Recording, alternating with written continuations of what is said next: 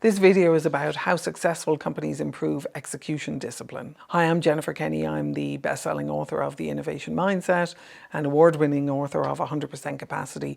I work with teams in complex technical and scientific environments to help them be able to deliver successfully on projects, initiatives, and strategies. So in this video, we're going to look at how great organizations don't just hope for discipline in execution, they design for it. So in this episode, this is one of 20 that I'm doing on this particular topic, but I want to explore how leading companies consistently deliver results by building executional intelligence into the very fabric of how they work.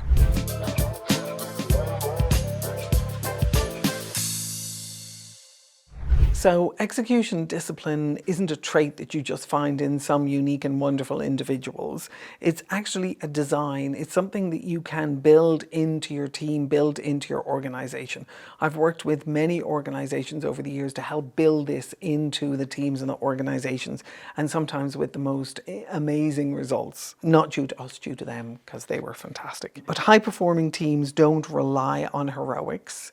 And actually, if they do have heroics, they're usually an indication that something is wrong. They design an execution discipline into the architecture of their organizations. So let me talk about that for a moment. Right now, the architecture of our organizations is really like a giant iceberg. We do all of the execution and operational design at the top level, the bit that's sticking out above the water, that is usually about 10% of the total iceberg, if any of you remember your iceberg dynamics and physics. But the 10% is the org charts, the strategies, the structures, the project management, the Slack channels, the Microsoft Word channels, the project plans, the emails that go back and forth. Those are the bits that we see. Those are the bits that are in front of us all of the time. The project task boards, the Asanas, all of those. That's what we see, that's what we engage with, that's how we manage our organizations. But what we're missing is that there is an entire layer of execution that goes somewhat unnoticed and somewhat invisible, that we don't necessarily see or understand, and that when we build visibility around that execution layer, and we build what I call executional intelligence, we're actually allowing ourselves to be able to manage that 90% in a way that top-down management from the top 10% of tools that we use is never going to be as effective or as successful. Executional intelligence is something that is teachable. It's not about personality or role.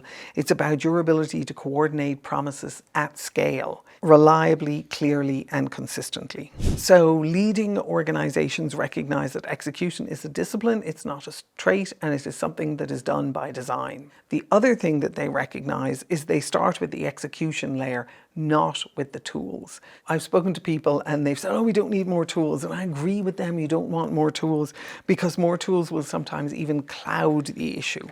But the most successful organizations, they start with the execution layer. And what they do is they look to improve their execution discipline by creating more visibility and more executional intelligence. The execution layer is the invisible, currently invisible network of commitments, conversations, and agreements that we understand as where the real execution happens. This is where the friction hides. This is where the breakdowns hide. This is where the lack of trust hides. This is where the silos hide.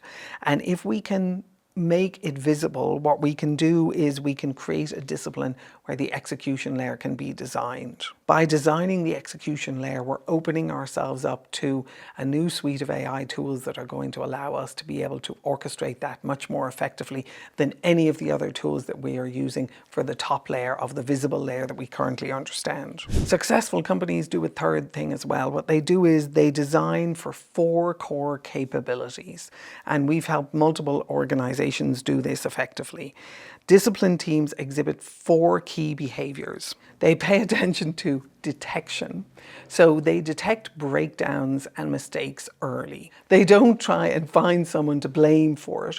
What they do is they spot the breakdowns early, and they recognize that breakdowns are an inevitable part of the human condition, and they recover from those incredibly quickly. So that ability to be able to detect quickly and repair quickly is absolutely critically important for successful organizations who are building executional capability. efficiency. They also have a very powerful focus on clarity. They're looking to help people for themselves to do it and to help the people around them to be able to really build a clear understanding of what done well means, what success means, what are the conditions under which the customer will be satisfied.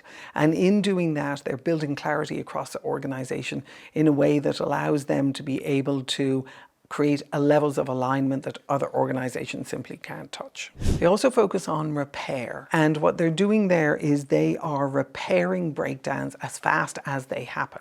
So I'm sure you've all worked on multiple different projects where stuff festers, where you know that A isn't talking to B, this silo isn't talking to the other silo, these people aren't working well together. And that stuff festers like rotten apples and builds up over time. Really high functioning execution teams focus on detection, clarity, and they focus on repair.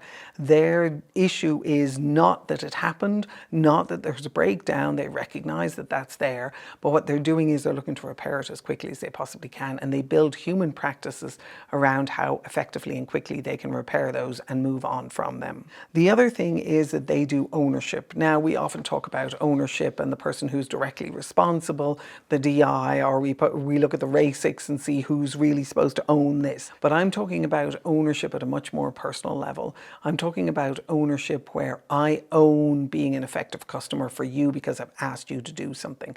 I own being an effective performer for someone because I've committed to do something for them.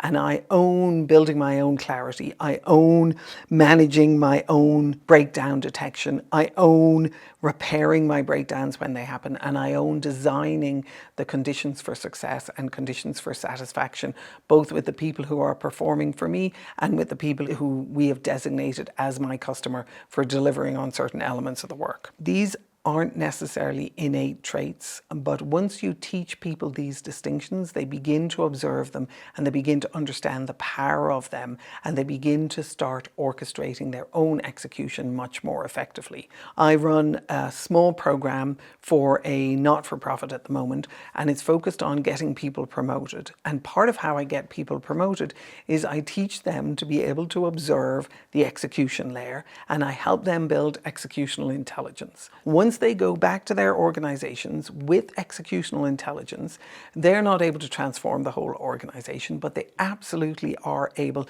to function and deliver value at a much higher level.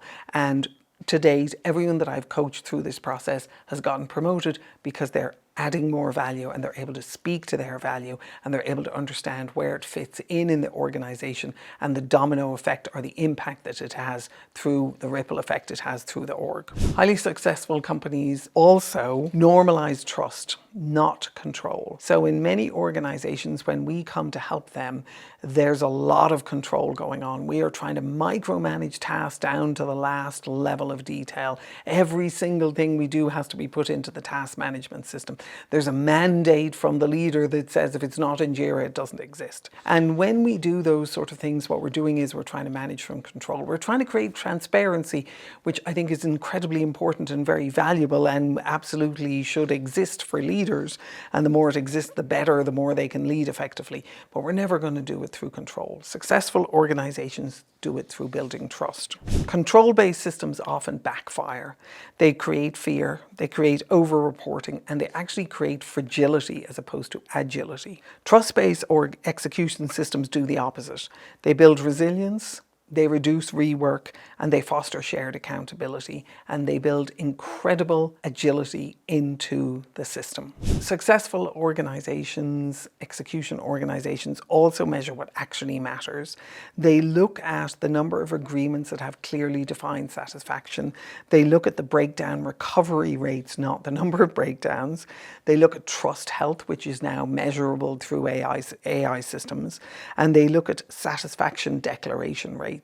And we're able to look at that now extensively across the whole organization because of the functionality and capability of some of our AI tools. They also focus on delivering real results, real measurable results that people can hang their hats on.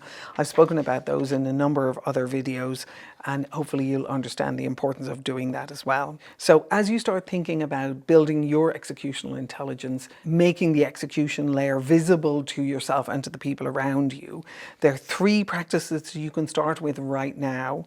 The first one is to declare definition of done or conditions of satisfaction on all work that gets done inside the org. Now, sometimes that's millions of tasks.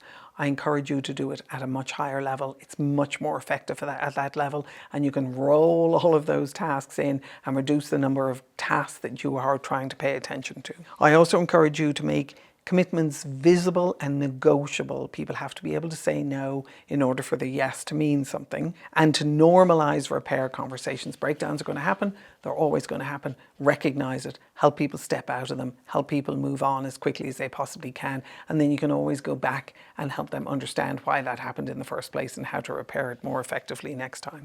As you start engaging yourself in the idea of the execution layer and executional intelligence, I have a freebie for you which is available on my website. It is a white paper called Execution by Design as opposed to Execution by Accident. It's under www.jenniferkenny.com/execution. It's also available under the free resources on my website. As you build this for yourself, let me know how it's going for you. Let me know whether or not this is valuable for you. Remember, this is a series of 20 videos that I'm doing on the subject, and hopefully it'll help you deliver enormous success in your projects and take pleasure in doing that. I wish you the very best of luck. Enjoy.